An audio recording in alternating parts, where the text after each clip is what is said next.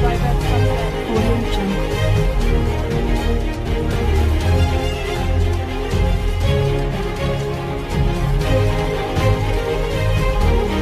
Audio Jungle.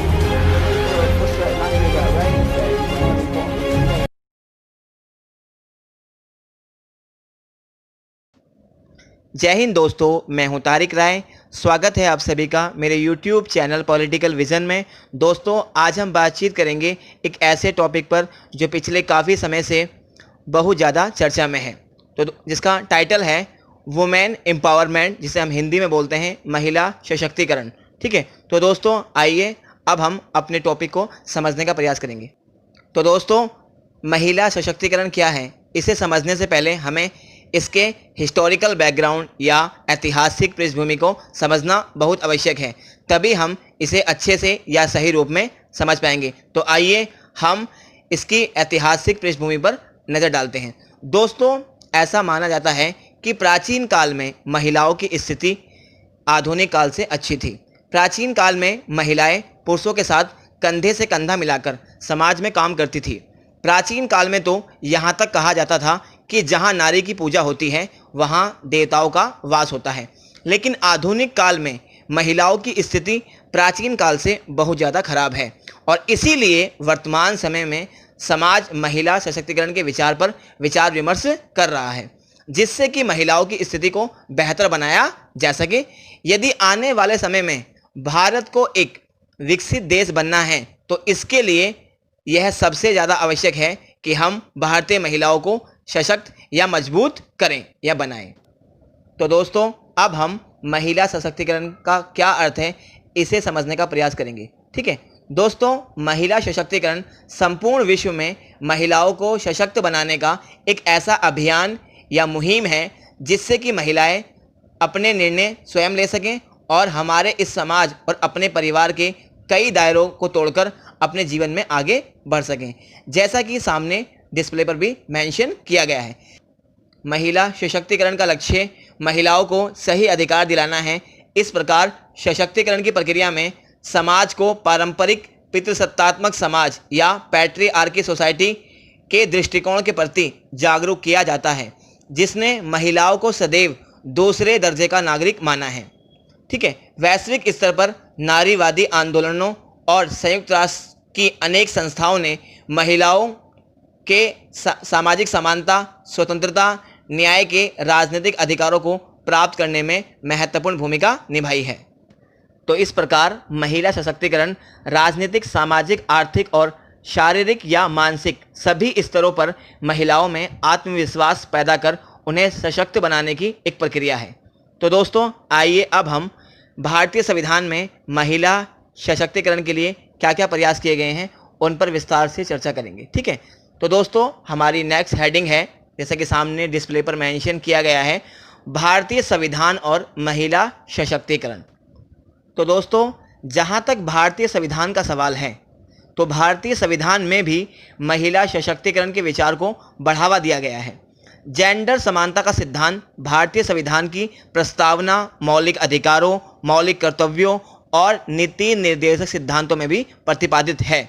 संविधान महिलाओं को न केवल समानता का दर्जा प्रदान करता है बल्कि राज्य को महिलाओं के पक्ष में सकारात्मक भेदभाव के उपाय करने की शक्ति भी प्रदान करता है।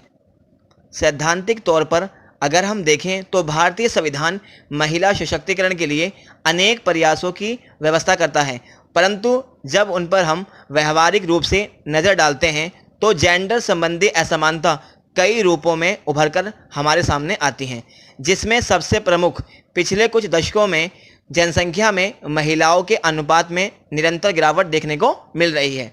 इसके अलावा समाज की रूढ़िवादी सोच और घरेलू तथा समाज के स्तर पर हिंसा इसके कुछ अन्य रूप हैं। आज भी भारत के अनेक भागों में महिलाओं, बालिकाओं के प्रति भेदभाव जारी है। उदाहरण के लिए जैसे हाल ही में विश्व स्वास्थ्य संगठन द्वारा जारी की गई एक रिपोर्ट के अनुसार प्रत्येक दिन विश्व की 3 में से 1 महिला किसी न किसी प्रकार की शारीरिक या यौन हिंसा का शिकार होती है। महिलाओं पर इस प्रकार की हिंसा उसके जीवन साथी या अज्ञात व्यक्ति द्वारा की जाती है। महिलाओं के विरुद्ध की जाने वाली यह हिंसा मानव अधिकारों के उल्लंघन की श्रेणी में आती है। तो दोस्तों आइए अब हम महिला सशक्तिकरण के मार्ग में कौन कौन सी बाधाएं हैं उन्हें समझने का प्रयास करेंगे, जैसा कि सामने डिस्प्ले पर हेडिंग में मेंशन किया गया है। दोस्तों महिला सशक्तिकरण के मार्ग में आने वाली कुछ प्रमुख चुनौतियां एवं बाधाएं निम्नलिखित हैं, जो कि इस प्रकार हैं। इन्हें हम पॉइंट वाइज समझने का प्रयास करेंगे। पॉइंट नंबर 1, भारतीय महिलाओं को पारिवारिक और सामाजिक विषयों में डिसीजन नहीं लेने दिया जाता है। कुछ परिवार ऐसे भी हैं जिसमें महिलाएं पुरुषों से ज़्यादा धन कमाती हैं, परंतु उस परिवार में भी उन्हें डिसीजन लेने का अधिकार नहीं होता है। तो दोस्तों फर्स्ट पॉइंट को समझने के बाद अब हम सेकंड पॉइंट को समझने का प्रयास करेंगे। ठीक है, महिलाओं को घर की चार दीवारी से बाहर नहीं जाने दिया जाता। आज भी भारतीय समाज में विशेषकर मिडिल क्लास फैमिली में लड़कियों को अकेले घर से बाहर जाने की आज़ादी नहीं दी जाती है। तो दोस्तों दूसरे पॉइंट को समझने के बाद अब हम तीसरे पॉइंट को समझने का प्रयास करेंगे। ठीक है, महिलाओं को पुरुषों के समान शिक्षा का अधिकार नहीं दिया जाता। आज भी बहुत कम महिलाएं ऐसी हैं जो 10वीं या 12वीं कक्षा से ज़्यादा पढ़ पाती हैं। ठीक है, तो दोस्तों तीसरे पॉइंट को समझने के बाद अब हम फोर्थ पॉइंट को समझने का प्रयास करेंगे। दोस्तों महिला सशक्तिकरण के मार्ग में एक अन्य प्रमुख बाधा भारत में पुरुषों के मुकाबले महिलाओं को बहुत कम रोजगार के अवसर का मिलना है। आज भी अधिकतर घरों में महिलाओं को नौकरी करने की इजाज़त नहीं दी जाती है। तो दोस्तों फोर्थ पॉइंट को समझने के बाद अब हम फिफ्थ पॉइंट को समझने का प्रयास करेंगे। ठीक है दोस्तों, घरेलू हिंसा भी महिला सशक्तिकरण के मार्ग में एक बड़ी बाधा है। एक अनुमान के अनुसार भारत में 5 महिलाओं में से 2 महिलाएं घरेलू हिंसा का शिकार हैं। ठीक है, इसके अलावा लिंग का चयन करना, भ्रूण हत्या, रेप, बाल विवाह और बाल वेश्यावृत्ति इत्यादि महिला सशक्तिकरण के मार्ग में एक बड़ी बाधा बनी हुई हैं। वैसे तो भारत में केंद्र सरकार तथा विभिन्न राज्यों की सरकारों द्वारा महिला सशक्तिकरण के लक्ष्य को प्राप्त करने के लिए हजारों नीतियां बनाई गई हैं, जैसे बेटी पढ़ाओ बेटी बचाओ योजना, महिला हेल्पलाइन योजना इत्यादि। परंतु इसके बावजूद भी महिला सशक्तिकरण अभी भी बहुत दूर का विषय बना हुआ है। इसी प्रकार महिलाओं को संसद में बार बार 33% आरक्षण देने की बात कही जाती है, परंतु आज भी वास्तव में संसद में महिलाओं की मात्र 10 से 12% की भागीदारी है। तो दोस्तों अब हम महिला सशक्तिकरण की आवश्यकता क्यों है इसे विस्तार से समझने का प्रयास करेंगे, जैसा कि नेक्स्ट पॉइंट डिस्प्ले पर मेंशन किया गया है। दोस्तों महिला सशक्तिकरण के मुद्दे को विश्व स्तर पर अनेक संगठनों द्वारा लगातार महत्व दिया जाता रहा है। इसके पीछे कुछ प्रमुख कारण जिम्मेदार हैं, जो कि इस प्रकार हैं। इन्हें हम पॉइंट वाइज समझने का प्रयास करेंगे। ठीक है, पॉइंट नंबर 1, समाज का विकास। ठीक है, महिला सशक्तिकरण का मुख्य लाभ समाज से जुड़ा हुआ है। यदि हमें अपने देश को शक्तिशाली एवं विकसित बनाना है तो उसके लिए हमें समाज की महिलाओं को भी शक्तिशाली बनाने की आवश्यकता है। महिलाओं के विकास का मतलब होता है कि आप परिवार के विकास का कार्य कर रहे हैं। अगर एक महिला शिक्षित होगी तो वह अपने परिवार को भी पढ़ा लिखा बनाने की कोशिश करेगी, जिसके चलते हमारे देश को पढ़े लिखे युवा मिलेंगे जो देश की तरक्की में अपना योगदान दे सकेंगे। उदाहरण के लिए जैसे विश्व बैंक की एक रिपोर्ट के अनुसार भारत की आधी आबादी महिलाओं की है।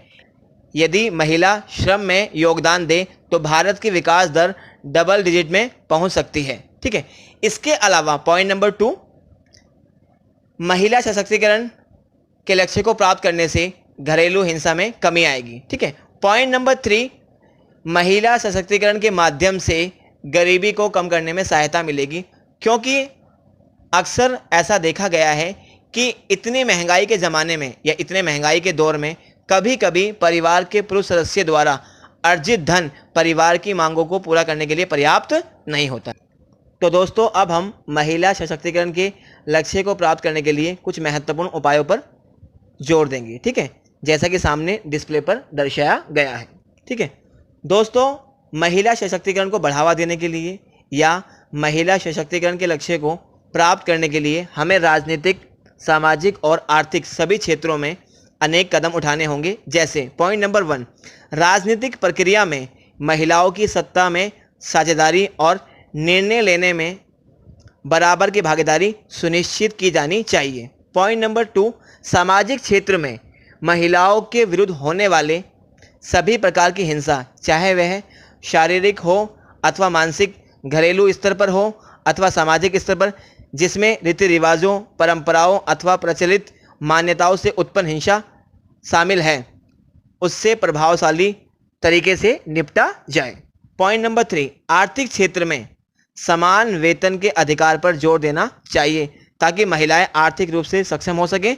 इससे उनके शोषण में कमी आएगी। ठीक दोस्तों, इसके अलावा कार्यस्थल में उत्पीड़न और कन्या भ्रूण हत्या के विरुद्ध कठोर कार्यवाही की जानी चाहिए। इसके साथ साथ बलात्कार जैसे घिनौने अपराधों के लिए शून्य सहन शक्ति होनी चाहिए, क्योंकि महिलाओं का किसी भी प्रकार का उत्पीड़न, यौन शोषण, बलात्कार अपराध ही नहीं बल्कि पाप है और समाज के लिए एक कलंक के समान है। तो दोस्तों, महिला सशक्तिकरण क्या है और इससे जुड़े विभिन्न प्रश्नों पर विस्तार पूर्वक चर्चा करने के बाद हम निष्कर्ष के तौर पर यह कह सकते हैं कि भारत सरकार द्वारा और अंतर्राष्ट्रीय स्तर पर भी संयुक्त राष्ट्र संघ की अनेक संस्थाओं द्वारा महिला सशक्तिकरण के लिए अनेक प्रयास किए गए हैं, परंतु इसके बावजूद भी महिला सशक्तिकरण अभी भी दूर का विषय बना हुआ है।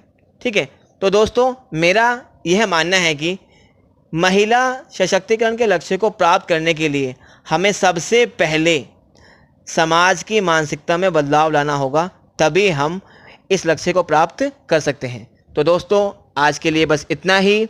अगर आपको मेरी वीडियो पसंद आई हो और अभी तक आपने मेरे चैनल को सब्सक्राइब नहीं किया हो तो प्लीज़ मेरे चैनल को सब्सक्राइब कीजिए, लाइक कीजिए, शेयर कीजिए और मेरी नेक्स्ट वीडियो के नोटिफिकेशन के लिए वेट कीजिए।